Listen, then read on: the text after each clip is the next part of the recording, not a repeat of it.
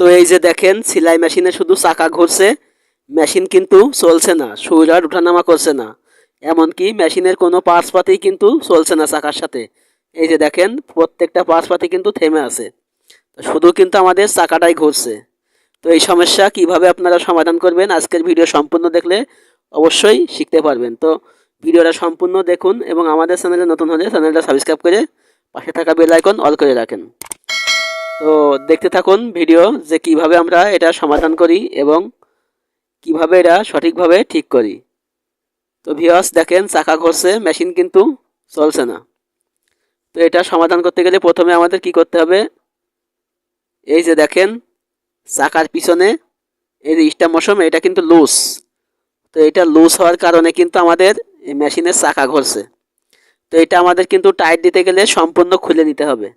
তো সম্পূর্ণ যদি আমরা এটা খুলে নিই, তো প্রথমে আমাদের এটা কি খুলতে হবে, প্রথমে যে আমাদের এটা স্ক্রুড্রাইভার লাগবে, তারপরে এই যে চাকার পিছনে যে বড় নাট, নাটের কিন্তু মাঝখানে একটা ছোট নাট আছে, এই যে আমি খুলছি, এই নাটটা কিন্তু আমাদের খুলে নিতে হবে। তো এটা আমি খুলে নিলাম, নিয়ে এটা এক সাইডে রেখে দেব। তো তারপরে এটা দেখেন লুজ, তো অনেক সময় এটা টাইট থাকে, সেই ক্ষেত্রেও কিন্তু আমাদের চাকাটা ঘোরে, মেশিন ঘোরে না। যদি টাইট থাকে তো আপনারা এইভাবে একটা স্ক্রুড্রাইভারের সাহায্যে অথবা একটা ব্যানার হাতুড়ির সাহায্যে এইভাবে উল্টা দিকে পেজ খুলে নেবেন।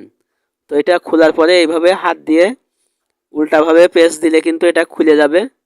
তো এটা আমরা খুললাম, এখানে কিন্তু আমাদের একটা লক আছে অসার, এটা আছে লক অসার, আর আমার হাতে এটা আছে স্টাম্প মশম চাকার নাট।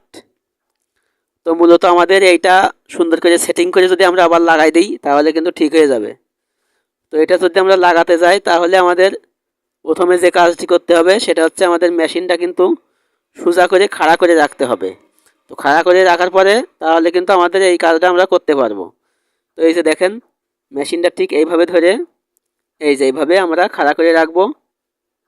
তো এইভাবে খাড়া করে রাখার পরে প্রয়োজনে আরেকজনের হেল্প নেবেন। তো তারপরে আমাদের এই যে দেখেন দুই পাশে ঘাট আছে, এই যে স্ক্রুড্রাইভার দেখায় দুই পাশে কিন্তু ঘাট আছে। আর এই যে আমাদের লকে কিন্তু দুই পাশে পিন আছে, এই যে লক, এতে কিন্তু আমাদের এই যে উঁচা পাশ, যেই পাশ উঁচু এই পাশ কিন্তু আমাদের নিচে যাবে, এই উঁচু পাশ আমাদের নিচে যাবে। আর এই যে দেখছেন নিচে পাশ এটা আমাদের উপরে থাকবে। তো এই যে দেখেন এইভাবে হাত দিয়ে ধরে এই ঘাটে ঘাটে আমরা বসিয়ে দেব। তো তারপরে আমাদের এই যে স্টার মোশন চাকা, এই চাকাটা কিন্তু আমরা উল্টো প্যাচে খুলছিলাম, এখন আমরা হাত দিয়ে আস্তে আস্তে সোজা প্যাচে এটা লাগিয়ে দেবো। প্রথমে আমাদের হাত দিয়ে যতটুকু সম্ভব টাইট দিতে হবে। তো দেখেন আমাদের মেশিন কিন্তু অলরেডি এখন ঠিক হয়ে গেছে। তো এখন আমরা সেম নিয়মে আমরা এখন সোজা পেঁচ দিয়ে এটা কিন্তু টাইট দিতে হবে। আমরা উল্টা পেঁচে খুলছিলাম, এখন এই যে এই পাশ দিয়ে সোজা পেঁচ দিয়ে টাইট দিতে হবে। তো প্রয়োজনে চাকাটা আরেকজনের দিয়ে ধরাবেন, একা না পারলে। তো এটা আপনারা যে আমি স্ক্রুড্রাইভার দিয়ে টাইট দিছি এটা কিন্তু 5 ইঞ্চি পেরেক বা বেনা এগুলো দিয়েও আপনারা করতে পারবেন। তো আমি স্ক্রুড্রাইভার দিয়ে দেখাচ্ছি, এই যে এইভাবে আপনারা এটা সমাধান করে নেবেন।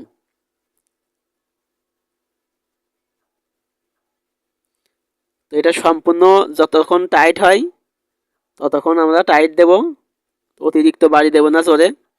তো তারপর আমরা কি করব, যে এই যে দেখেন আমাদের মেশিন কিন্তু এখন সব কিছুই ঘুরছে, চাকার সাথে পুরো মেশিনই কিন্তু চলছে। আগে কিন্তু আমি দেখাইছিলাম চাকার সাথে কিছুই চলছে না। তো যদি ভিডিওটা ভালো লাগে অবশ্যই লাইক কমেন্ট শেয়ার করবেন। আপনাদের মেশিনে কোনো সমস্যা হলে আমাদের জানাবেন, আমরা আপনাদের সমস্যা সমাধানের ভিডিও আপলোড দিয়ে আপনাদের সহযোগিতা করব। তো এখন এই যে চাকার যে ছোটো নাটটা আমরা খুলে রাখছিলাম এটা কিন্তু এখন আমরা লাগিয়ে দেব। এটা আবারও আমরা স্ক্রুড্রাইভার লাগিয়ে দেব। তো আজ এই পর্যন্তই বন্ধুরা, ভালো থাকবেন সবাই, আল্লাহ হাফেজ।